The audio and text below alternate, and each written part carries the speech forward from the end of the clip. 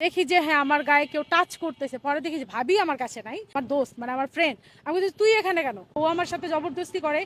এক পর্যায়ে আমি পেরে উঠি নাই, কারণ ওটা কক্সবাজার হোটেল, এর ভিতরে আমি প্রেগনেন্ট হয়ে যাই। ছিল অফিস ট্যুর, মানে অফিস ট্যুরে অনেক লোকজন থাকবে, সেটা বিশ্বাস করে আমি গেছি। তোর একটা মানুষের সাথে 4 বছর কথা বলতে বলতে একটা বিশ্বাস এমনিতেই চলে আসে ভাইয়া। তোরা কফি শপে প্রায়ই বসতাম, এলাকার কফি শপে বসতাম। তো মাঝে মাঝে বসতো, আর ওখানে শুধু আমি বসতাম না, আমার আপু বসতো, তারপরে আমার ছোট ভাই বসতো, আমি বসতাম, আমার কাজিনরা আসতো, একই এলাকায় তো থাকি আমরা উত্তরা, তো সবাই মিলে ওখানে আমরা আড্ডা দিতাম, কথা বলতাম। ওই এক জায়গায় আহ, আপনার থাকতে থাকতে মানে কফি খেতে খেতে মানুষের পরিচিত হয়ে যায়। প্রতিদিন একটা মানুষকে যখন কফি শপে দেখি, এক কথায় দুই কথায় কিন্তু পরিচিত কিন্তু হয়ে যায়। ওই সূত্র ধরে ওর সাথে আমার 4 বছরের বন্ধুত্ব। বাট আমি যে একা বন্ধুত্ব আমার সাথে একাই বন্ধুত্ব না, ওকে আমার ফ্যামিলি ছিল, ও আমার ফ্যামিলি ছিল, আমার বাসায় ও যাতায়াত করছে। তারপরে কি ওই ওকে ও আমাকে, আমি প্রচুর পরিমাণে ট্যুর করি। আমার আমার ট্যুরের পার্টনার হইতেছে আমার চাচতো ভাই, আমার আপন ছোট ভাই, আমার আপন বড় বোনের ছেলে, মানে আমার ভাগিনা। আমরা সবাই সেম এইজের। তো তো আমরা এই যে আমরা 5 জন 6 জন মিলে যেখানেই যাই, আমরা ভাই বোনেরা মিলে যাই। তো গত 4 বছর ধরে ওগুলো ফলো করে দেখে, তখন ও আমাকে অনেকবার অফার করছে আমার সাথে যাওয়ার জন্য, মানে ওর সাথে যাওয়ার জন্য আমি যাইনি। ওকে আমার বিশ্বাস করতে 4টা বছর সময় লাগছে। এই 4 বছর পরে ওর সাথে আমি গেছি। অফারটা হইতেছে মানে ঘোরার অফার, এটা আমার সাথে চল না, আমার ফ্রেন্ড সার্কেল যায়, আমার বন্ধু বান্ধবরা যায়, তুইও চল যাই কক্সে ঘুরে আসি।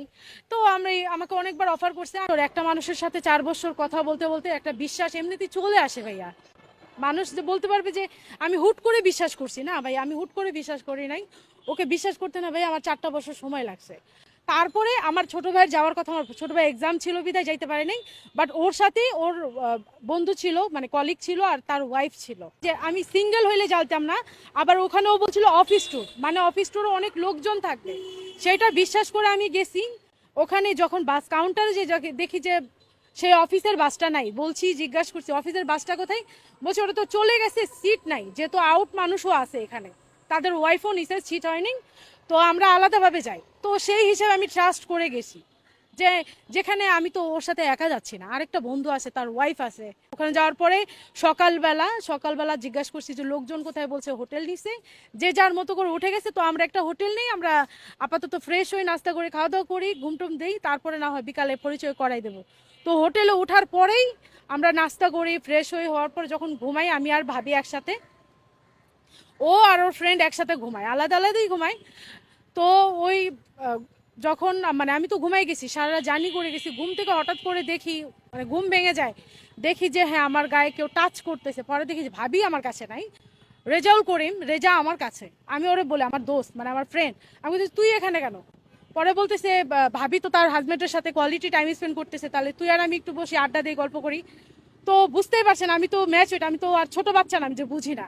তা আমি ওর সাথে অনেক মানে হস্তাধস্তি করি, বা ও আমার সাথে জবরদস্তি করে। এক পর্যায়ে আমি পেরে উঠি নাই, কারণ ওটা কক্সবাজার হোটেল, আমি যদি শাউট করি মানুষ আমাকে খারাপ বলবে, তাই না? তারপরেও আমি চেষ্টা করছি, ওটা করার পর আমি বলছি আমি মামলা দেবো, তুই আমার করছো তো আমি মামলা দেবো। ও আমাকে তাৎক্ষণিক বলছে, আমাকে 4 বছর ধরে চিনোস, আমাকে দেখি তুই বুঝোস নাই, আমি তোকে পছন্দ করে আমরা বিয়ে করব, যা হয়েছে তো মামলা দেওয়া লাগবে না, বিয়ে করবো, এটা রেকর্ড আমার কাছে আছে। আমাকে করছে যা করছে সবগুলো সম্পূর্ণ ভয়েস রেকর্ড, অনেকগুলো ভয়েস রেকর্ডের থেকে আমি এগুলো বাছাই করছি, বাছাই করে আমি রাইখা দিছি, আপনাদের অবশ্যই আমি শোনাবো, আপনি নিয়ে নেবেন, আপনি এগুলো ছাইরা দিবেন। ও আমাকে কি করছে না করছে এগুলো ভয়েস রেকর্ডও আছে। আমাকে বলছে তুই তো আমাকে চিনোস, 4 বছর ধরে তুই আমাকে চিনোস না, তো মামলা দেওয়া লাগবে না, আমরা বিয়ে করব। হ্যাঁ হ্যাঁ, আমি বলছি যে না, তুই যদি বিয়ে না করস, কয় তাহলে ঢাকায় যাই, ঢাকায় যেয়ে তোর বাসায় আমি সবার সাথে কথা বলি, তারপরে তুই আমার বাসায় আস।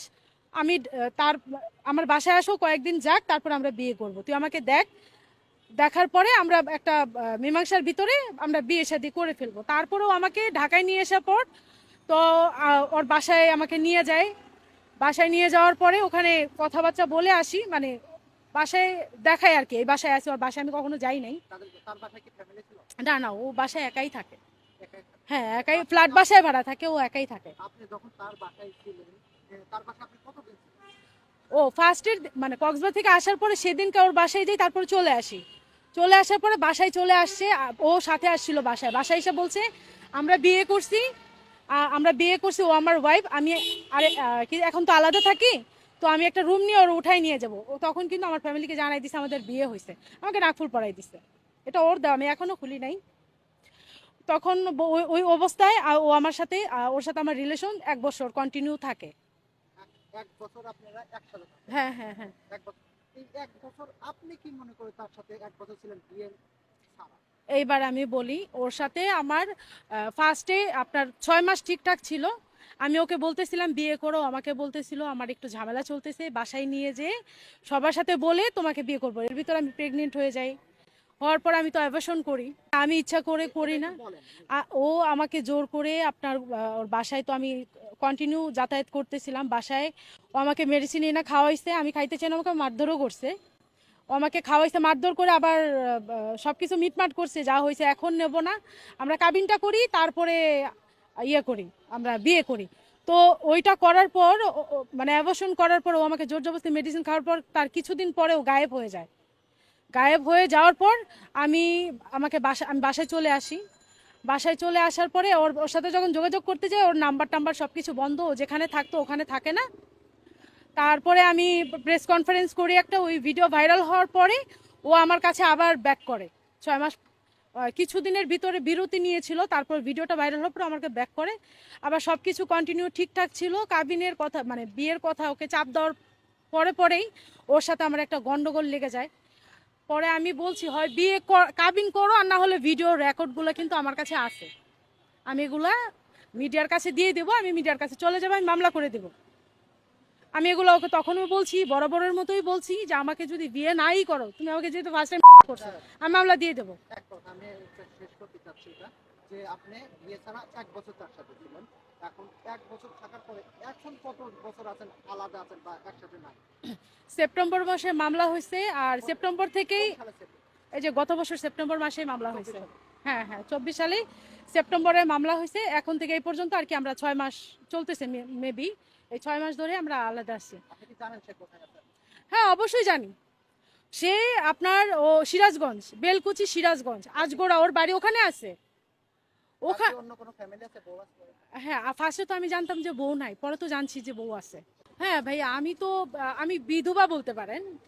আমার আমার হাজবেন্ড মারা গেছে 7-8-9 বছর হবে। 8-9 বছর হবে আমার আগের হাজবেন্ডটা মারা গেছে।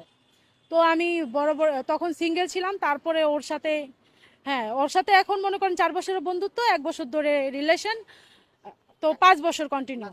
এক কথায় আপনি অ্যানসার দিবেন যে আপনি তার সাথে এখন আপনি মামলা করেছেন, তার সাথে আপনি সংসার করতে চান? ভাইয়া আমি অবশ্যই ওর সাথে এখনো সংসার করতে চাই, কারণ আমি ওরে খুব ভালোবাসি, খুব পছন্দ করি ভাইয়া। আমি ওরে এতটা পছন্দ করি যে আমি বুঝাইতে পারবো না। আমি আপনাদের মাধ্যমে জানাইতে চাইতেছি যে রেজা, তুমি যেখানেই থাকো, তুমি যদি আমাকে ভালোবাসো তো চলে আসো, আমি তোমাকে